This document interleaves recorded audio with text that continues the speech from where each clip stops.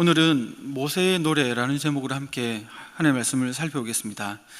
우리는 지금 출애굽하여 홍해를 막 건넌 이스라엘 백성들의 모습을 살펴보고 있습니다. 이스라엘은 애국 군대가 홍해에 빠져 죽는 것을 이렇게 목격하였습니다. 이제 이스라엘은 애굽의 위협과 영향력에서 완전히 벗어나게 됩니다. 이때 찾아온 감격은 곧바로 찬송으로 이어집니다.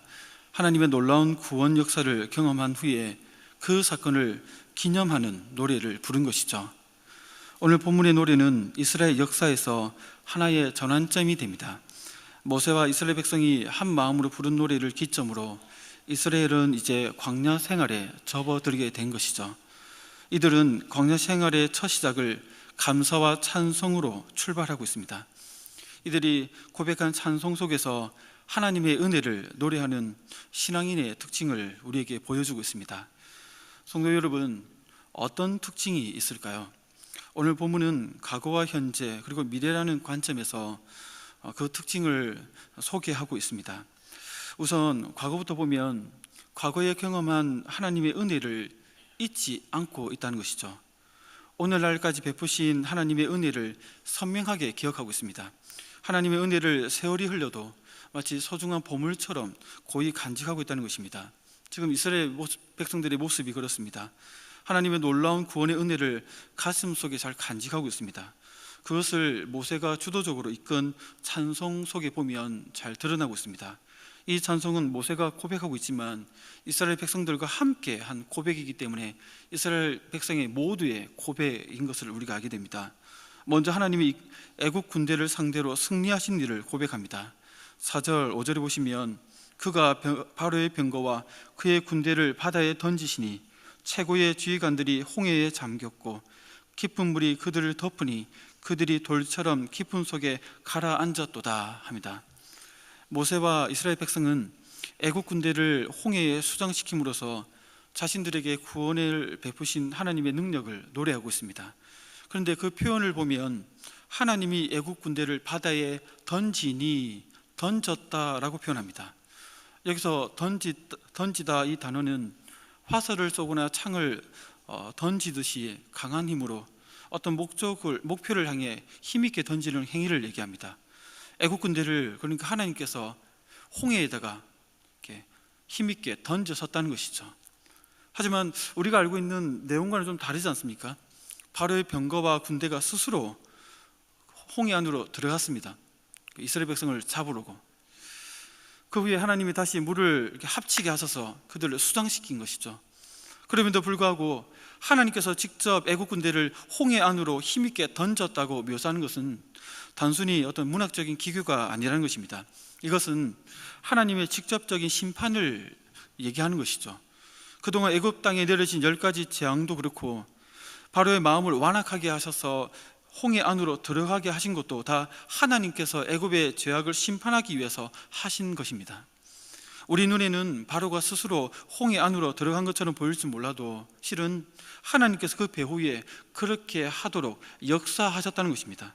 모세는 하나님의 관점에서 보았기에 애국 군대를 홍해에 힘껏 던졌다라고 믿음으로 고백하고 있는 것입니다. 똑같은 사건을 보더라도 다른 차원에서 보는 것이죠. 겉으로 보이는 것이 다가 아닙니다. 영적인 눈으로 보면 하나님의 일하심이라는 관점에서 그 사건을 해석하고 있다는 것입니다. 우리도 과거에 다양한 일들을 겪었을 것입니다.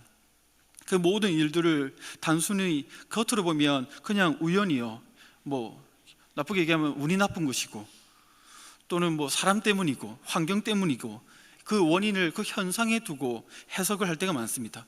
그런데 믿음의 눈을 떠서 보면 그 모든 것을 주관하시는 하나님의 그 섭리를 발견하게 되면서 하나님께서 하신 거구나.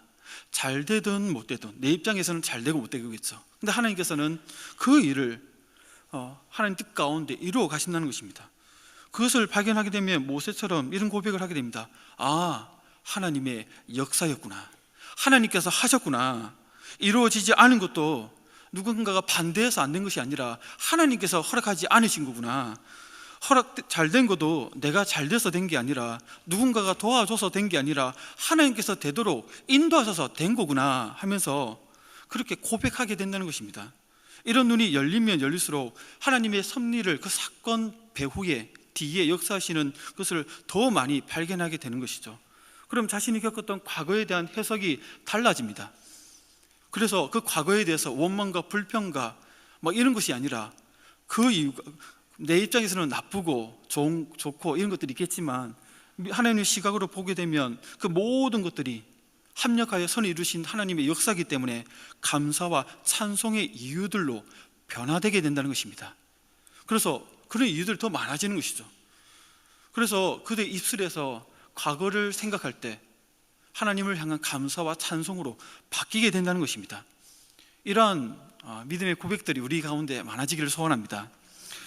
계속해서 모세는 또한 무엇을 기억하며 고백합니까? 9절 10절에 보시면 원수가 말하기를 내가 뒤쫓아 따라잡아 탈취물을 나누리라. 내가 그들로 말미암아 내 욕망을 채우리라. 내가 내 칼을 빼리니 내 손이 그들을 멸하리라 하였으나 주께서 바람을 일으키심에 바다가 그들을 덮으니 그들이 거센 물에 납같이 잠겼나이다 합니다. 비슷한 고백들이죠. 모세는 하나님이 애국 군대의 계획을 완전히 수포로 돌아가게 하셨다, 그러면서 승리하심을 고백하고 있습니다. 이것은 무엇을 의미합니까? 인간의 계획과 하나님의 계획이 서로 이렇게 대립할 때, 충돌할 때 결국은 인간의 모든 계획이 좌절되고 하나님의 계획만이 승리됨을 선포하고 있는 것입니다. 인간이 아무리 확실하고 구체적으로 계획할지라도 9절에 보시면 내가 뒤쫓아, 마치 모세가 자기가 바로가 된 것처럼 이렇게 얘기를 하지 않습니까? 이 바로의 고백입니다. 내가 뒤쫓아 따라잡아 탈취물을 나누리라. 내가 그들로 말미암아 내 욕망을 채우리라. 내가 내 칼을 빼리니 내 손이 그들을 멸하리라. 바로가 이렇게 얘기했다는 것이죠. 이런 구체적인 계획을 가지고 쫓아오고 있는데 아무리 확실하고 구체적으로 계획했지만 하나님께서 허락하지 않으시니까 모든 계획들이 다 그냥 완전히 수포로 돌아간다는 것입니다. 모세는 이렇게 그가 경험한 하나님의 구원의 역사를 기억할 때 하나님의 그 놀라우심을 노래하고 있다는 것입니다. 이렇게 과거에 경험한 은혜는 동시에 모세와 이스라엘 백성들로 하여금 어떻게 만들어 갑니까? 하나님과의 그 관계를 더욱 친밀하게 만들어 간다는 것입니다. 단지 내 간증거리가 많아진다는 것이 아니라, 내가 뭔가 잘 되어진다는 것이 아니라 하나님과 그 관계에서 더 친밀해지도록 이끌어 간다는 것입니다. 과거에 대한 해석이 바뀌어버리면. 찬송하는 신앙인의 특징은 과거에 베푸신 은혜를, 그게 은혜임을 깨닫게 되고 노래하는 데 멈추지 않고 그 노래를 통해서, 감사를 통해서 하나님과 더욱 가까워진다는 것입니다. 하나님과 친밀한 관계를 유지하게 만들어주는 것이죠. 그런데 여기에 중요한 점은 과거에 경험한 은혜에 대한 그 해석, 과거에 대한 해석이 나에게 해석이 모두 다 하나님과의 관계 속에서 친밀하게 만들지는 않습니다.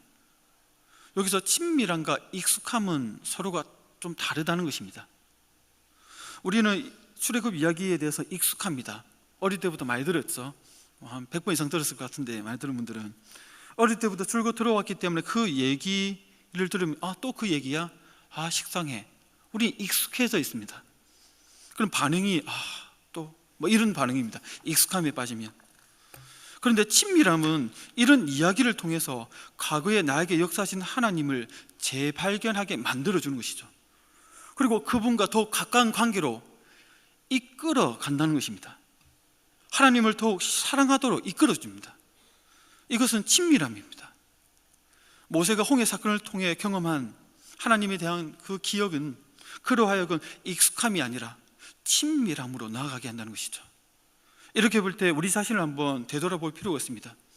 우리는 알게 모르게 하나님의 역사를 많이 경험해왔습니다.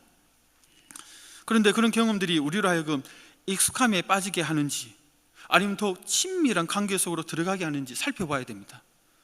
성도 여러분들은 하나님의 살아계심을 많이 경험하였을 것입니다.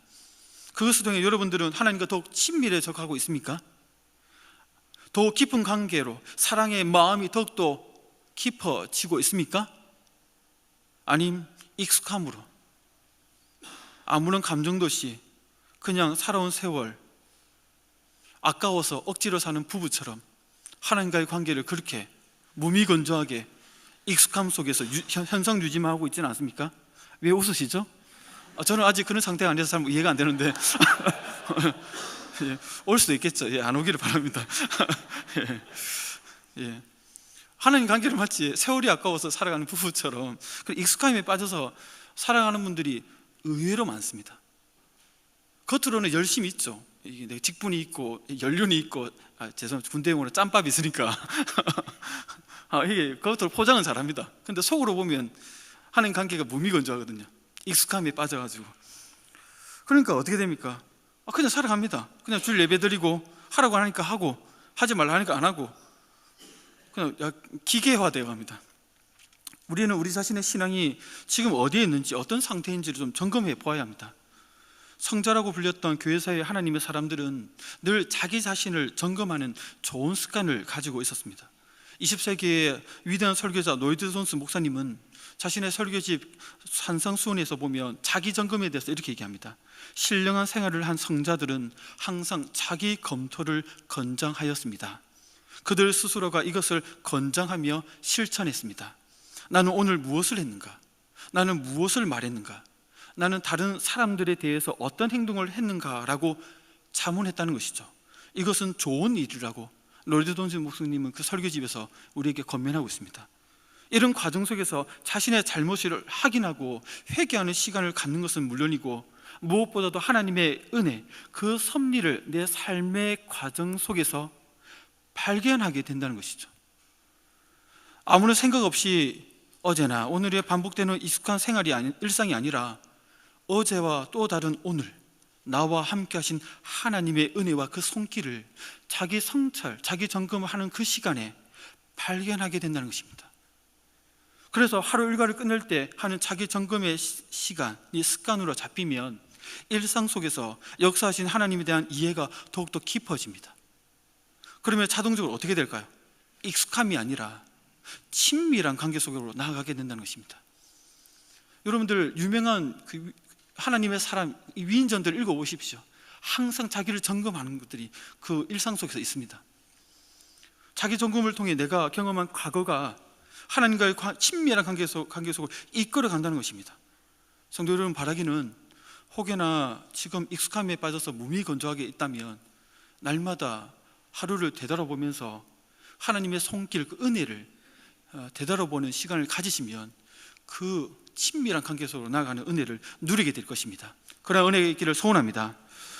계속해서 찬송하는 신앙인의 특징은 무엇입니까?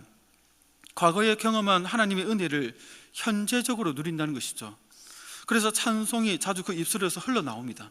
찬송을 통해 하나님의 은혜를 지금 오늘 누리려고 나름대로 애를 쓴다는 것이죠. 지금 모세와 이스라엘 자손에게서 그것을 발견하게 됩니다.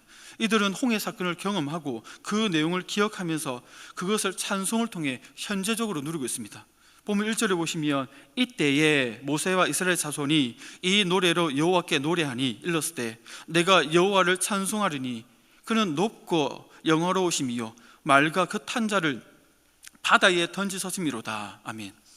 모세와 이스라엘 자손이 이 노래로 여호와께 노래하니라고 하면서 노래하는 시점이 언제죠? 이때에입니다. 홍해 사건을 겪은 다음 그때 노래를 불렀다는 것입니다. 시간적으로 보면 홍해 사건은 방금 전이었지만 과거죠. 하지만 그것을 누리는 시각은 현재입니다. 찬송을 통해서. 이런 패턴은 시편에도 나옵니다. 구약 성경에 계속 나옵니다. 특별히 시편 106편을 보면 여호와께 감사하라 그는 선하심이여 그 인자심이 영원함이라 찬송하는데 그 찬송의 이유를 쭉 얘기하면서 홍해 사건을 언급하면서 현재적으로 자기가 누린 것도 아닌데 선조들이 누렸던 그 홍해 사건을 시편 저자가 몇백 년 간격이 있지 않습니까? 그걸 얘기하면서 현재적으로 그걸 찬송을 통해서 하나님을 찬송하면서 그 은혜를 누리고 있다는 것입니다. 구체적으로 어떻게 누리고 있습니까? 홍해 사건의 경험을 신앙 고백으로 찬송합니다. 신앙 고백으로. 2절 3절을 보시면 같이 한번 읽어볼까요? 2절 3절 모세와 이스라엘 백성들이 자신의 신앙 고백으로 이렇게 고백합니다. 2절 3절입니다. 시작. 여호와는 나의 힘이요 노래시며 나의 구원이시로다. 그는 나의 하나님이시니 내가 그를 찬송할 것이요 내 아버지의 하나님이시니 내가 그를 높이리로다. 여호와는 용사시니 여호와는 그의 이름이시로다. 아멘. 여기 보면 하나님에 대한 7가지 호칭을 언급하는데 나의 힘, 나의 노래, 나의 구원, 나의 하나님, 나의 아버지 하나님, 용사, 여호와, 이렇게 하나같이 자기와 연관시켜서 신앙 고백적으로 찬송하고 있다는 것입니다. 이스라엘의 구원자신 하나님은, 이 말은 무엇을 의미하겠습니까? 그들에게 하나님은 모든 것이라는 고백이라는 것입니다. 어떤 상황 속에서도 하나님만 있으면 그 하나님만이 나의 힘이시고 나의 노래이시며 구원이시며 용사시며 만족합니다 라는 신앙 고백이라는 것입니다. 실천적인 신앙 고백. 성도 여러분, 여러분들은 이렇게 과거에 경험한 은혜를 현재적으로 누리고 계십니까? 우리가 하나님의 은혜를 지금 누리지 못하고 있다면 그 요인은 무엇일까요? 그것은 많은 이유들이 있겠지만 그 중에 하나가 목표를 잃어버릴 때입니다. 신앙의 출발점은 어떤 갈급하면서 시작될 때가 많습니다. 인생에 문제가 찾아오죠. 그 문제를 해결하고 싶은데 나는 해결할 수 없고 사람도 해결할 수 없어요. 그러니까 하늘을 바라보게 된 거죠. 하나님밖에 없구나. 그럼 하나님께 나아갑니다. 그래서 하나님 만나주시는 거죠. 그런데 그 문제가 해결되면 어떻게 되나요? 마음이 풀어집니다. 문제가 풀렸거든요. 인생 문제가 풀렸거든요. 더 이상 갈급함이 없어집니다. 나사가 풀리듯이 신앙이 느슨해집니다. 어떤 간절함이 없으니까, 목표가 없으니까. 이런 생활이 지속되면 현상 유지만 하려고 합니다. 이 정도 선까지만 하면 된다는 나름대로의 어떤 룰을 딱 정합니다. 기준을 딱 정합니다. 이 정도만 하면 괜찮다. 그 선에서 플러스만 해서 오차 범위 안에서 이렇게 합니다. 이렇게. 상태가 나쁘면 마이너스, 상태 좋으면 플러스. 하지만 그 오차 범위를 벗어나지 않습니다. 오차 범위 이상의 것을 요구하면 부담스러워합니다. 교회로 옮길까? 뭐 이런 생각도 합니다. 다 내년은 안 해야겠다 뭐 한다든가 이런 식으로 그걸 딱 유지하죠. 이걸 그러다 보면 현상 유지만 하게 되면 만족하죠. 그렇게 되면 그 입술에서 자주 하는 말들이 이런 말입니다. 나도 과거에 다 해봤다. 나도 과거에 다 해봤다. 너희만 하는 게 아니라 나도 다 해봤다. 나도 안다 하면서 자기를 방어하면서 자기 현상 유지를 딱 하는 거죠. 성도 여러분 중에 혹시 이런 상태에 있는 분은 안 계십니까? 과거에 나도 다 해봤다. 자기를 방어하죠. 더 이상 요구하지 마라. 목표를 잃은 채 현상 유지만 하고 있지는 않습니까? 이런 분들에게 하나님께서 미래에 대한 어떤 기대를 불어넣어 주시기를 소원합니다. 내가 어떤 것을 붙들어서 이걸 하겠다가 아니라, 처음에 출발점은 나로부터 시작했는데 이런 초기 과정에 있는 문제가 해결되게 되면 그 다음에 하나님께서 그 기대감을 불어넣어 주셔야 되거든요. 그 소원함을 품게 되어야 됩니다. 그것을 아직 얻지 못한 분들은 약해집니다. 이게 바람 빠진 풍성처럼 이게 약해집니다. 하나님께서 과거에서 멈춰보니 신앙에서 미래로 나아갈 수 있는 그 소원함, 그 기대감을 하나님께서 우리 가운데 불어넣어 주시기를 간절히 소원합니다. 지금 모세와 이스라엘 백성들은 그 소원함을 지금 받고 있습니다. 홍해에서 벗어났죠. 이제는 앞으로 나아갈 그 미래에 대한 기대감을 안고 있다는 것입니다. 그것을 가득 차 있습니다. 그게 바로 찬송하는 신앙인의 세 번째 특징입니다. 미래에도 동일하게 역사하실 하나님에 대한 기대감으로 가득 차다는 것이죠. 그래서 이스라엘 백성들, 모세, 그들의 고백 속에서 그 기대감이 많습니다. 본문 13절에 보시면 주의 인자하심으로 주께서 구속하신 백성을 인도하시되 주의 힘으로 그들을 주의 거룩한 초소에 들어가게 하신나이다 하면서 미래에 있을 일에 대해서 미리 앞당겨서 고백하고 있습니다. 여기에 거룩한 초소는 하나님께서 자신의 양떼를 위해 마련한 특별한 처소라는 의미인데 바로 가나안 땅이죠. 모세는 지난날에 하나님이 하신 일들을 근거로 앞으로 하나님이 이스라엘을 가나안 땅으로 인도하실 것을 확신하며 고백하고 있습니다. 그러면서 구체적인 기대감을 고백하는 것이죠. 14절에서 16절에 보시면 같이 한번 읽어볼까요? 14절에서 16절입니다. 앞으로 이루어질 일에 대해서 고백합니다. 14절 16절 시작. 여러 나라가 듣고 떨며 블레셋 주민이 두려움에 잡히며 에돔 두령들이 놀라고 모압 영웅이 떨림에 잡히며 가나안 주민이 다 낙담하나이다.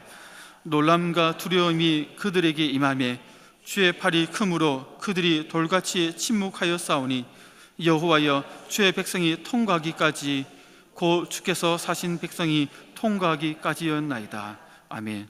여기 보시면 블레셋 주민, 에돔 두령들, 모압 영웅, 가나안 주민들을 언급하는데 이들은 다 가나안 땅, 하나님께서 허락하신 거룩한 처소 주변에 있는 민족, 꼭 가운데 있는 민족들입니다.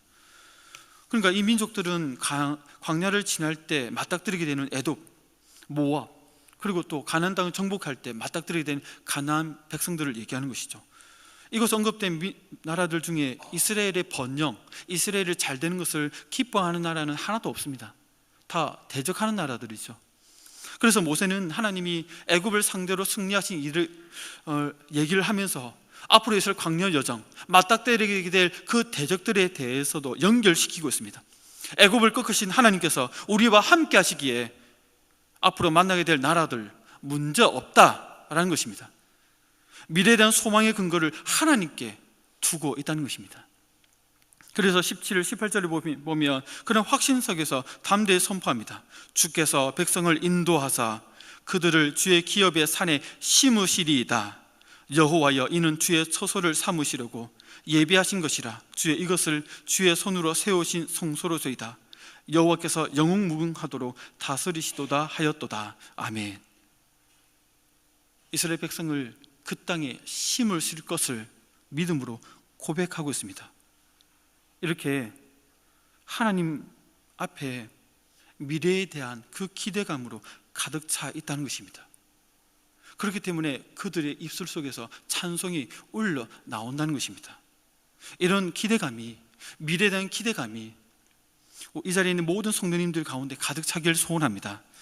이스라엘 공동체 모두가 하나님의 놀라운 역사를 함께 경험하고 그것을 지금 오늘 기억하며 찬송으로 승화시킨 것처럼, 더 나아가 미래에 대한 소망의 근거로 삼은 것처럼 우리 교회 공동체도 그런 은혜가 더욱 많아지기를 소원합니다. 우리 교회도 하나님께서 행하실 그 미래에 대한 기대감으로 가득 채워주시기를 소원합니다. 기도하겠습니다. 오늘 말씀을 기억하면서 우선은 우리 자신을 돌아보면서 우리 자신의 신앙을 좀 점검해 봤으면 좋겠습니다.